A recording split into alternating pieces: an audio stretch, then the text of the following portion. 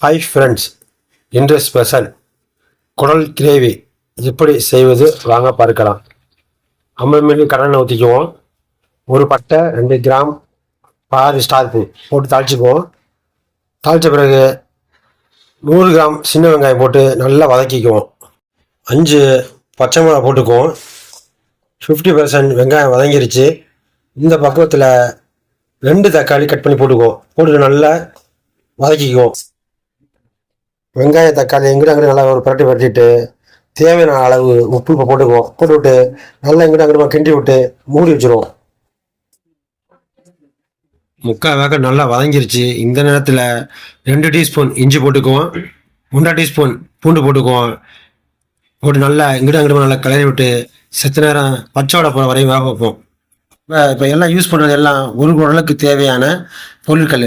குடலை நல்லா சுத்தம் செய்யணும். 3 வாட்டி நல்லா மஞ்சள் பொடி போட்டு லைட்டாக உப்பு போட்டு நல்லா கழுவி எடுக்கணும். ஃபஸ்ட்டு சுடுதண்ணில் போட்டு நல்லா கழுவி எடுத்துக்கணும். அப்போ தான் கவுச்சி வடை இல்லாமல் இருக்கும். சமைச்சு சாப்பிட்டாலும் நல்லா டேஸ்ட்டாகவும் ருசியாகவும் இருக்கும். நல்லா மஞ்சள் பொடி போட்டு நல்லா சுத்தமாக கழுவணும்.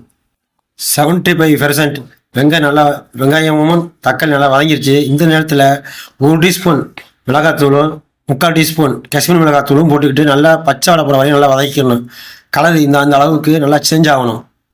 நல்லா வதங்கி இந்த பக்குவத்துக்கு எண்ணெய் பிரிஞ்சு வரணும். இந்த நேரத்தில் சுத்தம் பண்ணி வச்சுருக்க குடலை போட்டு நல்லா அங்கிட்டு நல்லா பரட்டிக்கிறணும்.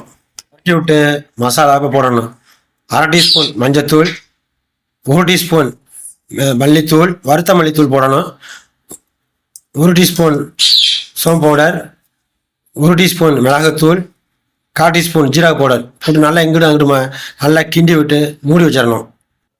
குடல் நல்லா வெந்துருச்சு. வெந்து எண்ணெய் தனியாக பிரிஞ்சிச்சு பாருங்கள். இந்த டயத்தில் எலுமிச்சை பழ சாறை ஊற்றி அங்கிட்டு நல்லா கிண்டி விட்டுக்கிறணும். கிண்டி விட்டு நல்லா ஒரு கொதி வந்த பிறகு இறக்கி வச்சிட வேண்டியதான். குடல் கிரேவி ரெடி ஆச்சு. செஞ்சு பாருங்கள், சாப்பிட்டு பாருங்கள். அவ்வளோ நல்லா டேஸ்ட்டாக இருக்கும்.